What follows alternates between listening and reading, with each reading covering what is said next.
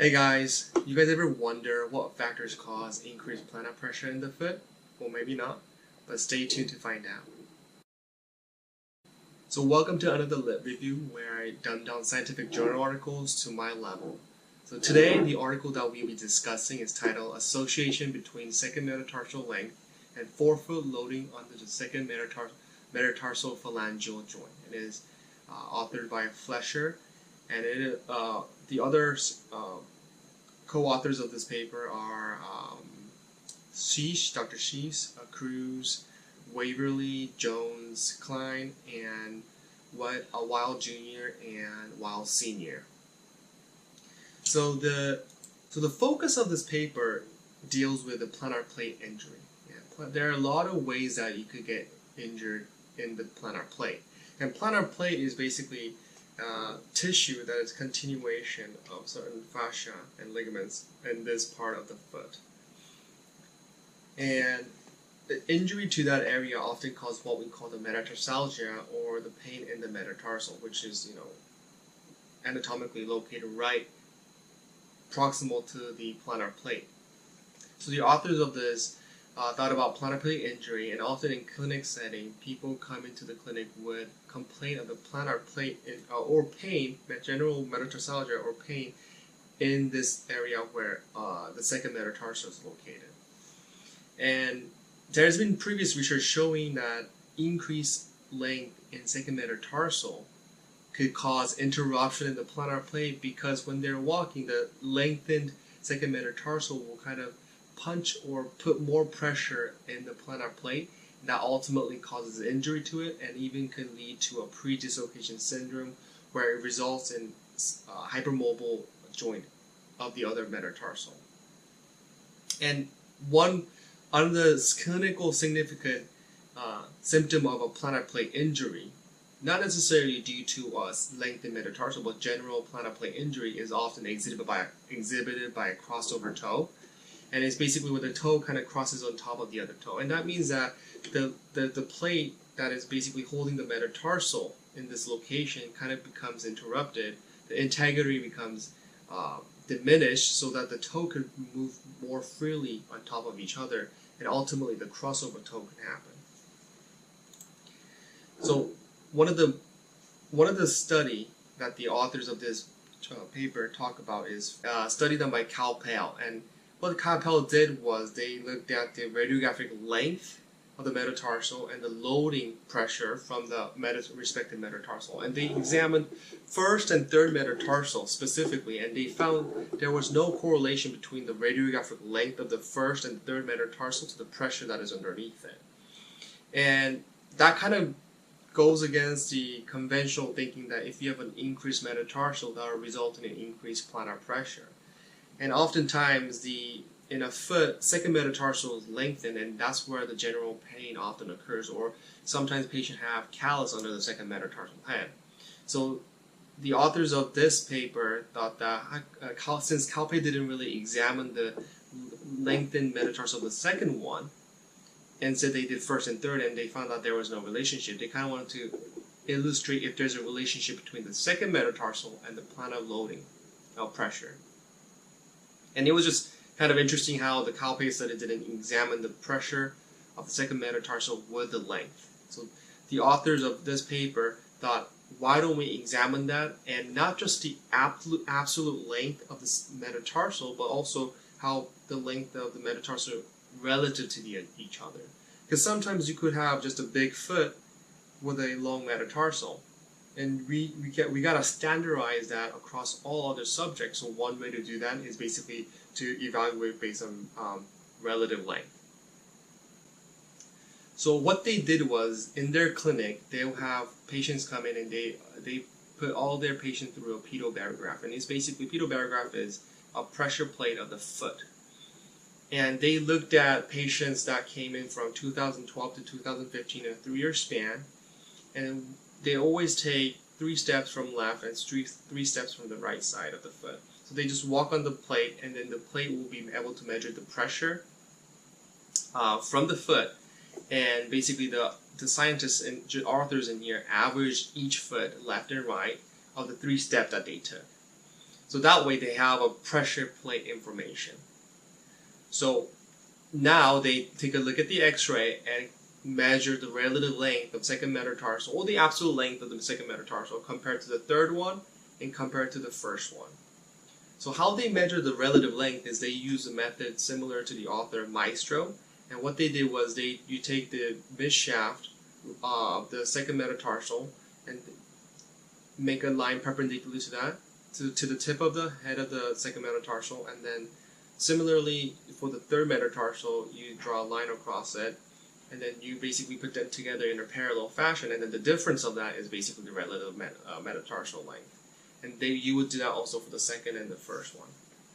That's how you get the relative length. And in order to get the relative load or the relative pressure, you would do similar, where you take the ratio of the pressure that's measured from the first metatarsal to the second. Or if you want to compare it to the second to the third, you do the pressure from the second to the pressure from the third metatarsal head. And then what they did is, since they wanted to figure out what is exactly causing the increased plantar pressure of these in the forefoot area, they wanted to include other variables such as age, sex, and weight, and maybe the absolute length of the metatarsal itself, and other indexes of the foot. And they will put it through a linear regression model. A linear regression model is basically like a simple scatter plot with just a line approximating the general pattern of two variables, x and y. And what they did in here is, since they want to include many variables to predict the relative load, such as, like I said, age, weight, sex, and such, they use a stepwise multiple regression, meaning they did the linear regression multiple times to figure out what is actually the strongest predictor of the plantar pressure. And they use something called a beta standardization, a standardized beta coefficient, which is an indication of which predictor is the strongest one. I'm not quite familiar with the math there, but basically the higher the beta coefficient it is the more significant in its impact in predicting the outcome variable, in this case the plantar pressure. So what they so at the end of the result, they just found a bunch of associations and relationship. So I'm just going to be talking about those. So as a result, one of the things is they found out is absolute length of the second metatarsal associated with maximum force. And that makes sense. If you have a longer second metatarsal, you're always going to hit with a stronger force on the ground because of its sheer size. It's bigger than a smaller one. But interestingly, after they put it through a multiple regression model, the only thing that kind of came about that associated with was weight. Weight was the only thing that was able to predict the maximum force at the end. It wasn't even the absolute length. It was the weight itself. So this result doesn't really mean much. It just kind of goes with the conventional thinking that if you're heavier, if you're a bigger person, you're always going to step more strongly compared to a petite person or a smaller person, just by the force alone, the absolute length. So remember, the key was to look at relative length, but the author just included the absolute lengths just to evaluate how insignificant or how sometimes it could be meaningless. So another association they found out was the relative length of the second to the first metatarsal, and they found out that the final model of the multiple regression was the relative length of the second and the first metatarsal was maintained at the final multiple step regression, and he was able to predict the peak ratio of the peak pressure of the second and first metatarsal. So not just the absolute pressure, but relative pressure. So in here, the relative length of the second to the first metatarsal was associated with or ratio of the second to the first metatarsal load. And similarly, for the second and the third metatarsal relative length, it was correlated with the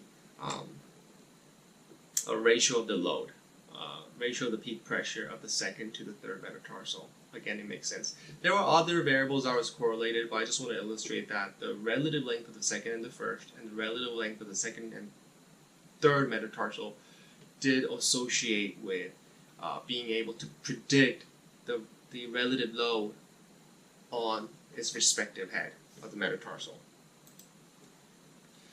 So the authors basically say that through the multiple step regression model, they were able to basically predict the loading or the plantar pressure of the foot from 4 to 14%. The variability in loading predicted by the various regression analysis is 4 to 14%.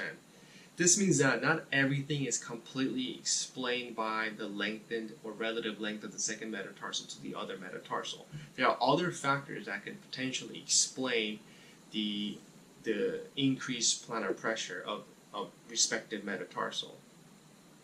And then the authors of this paper also go back to talk about how they study how they weren't really comparing relative length, or at least not associating relative length with the relative load, and that design in itself is not the best way to figure out if the relative length is the best predictor of plantar pressure, because there are other variables. Like I said, the absolute length could also predict, it just has an association, just correlates with the plantar pressure. So there are other kind of flaw in that design.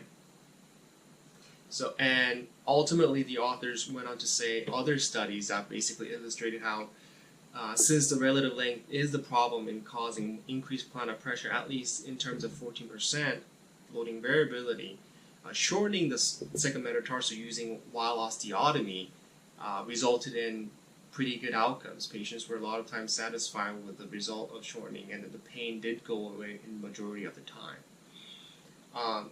The authors end again with a note that this does not mean that the relative length of the second metatarsal explains everything about the plantar pressure. There are other factors like weight, walking speed, Achilles tightness, fat pad thickness that can affect the pressure in the metatarsal heads.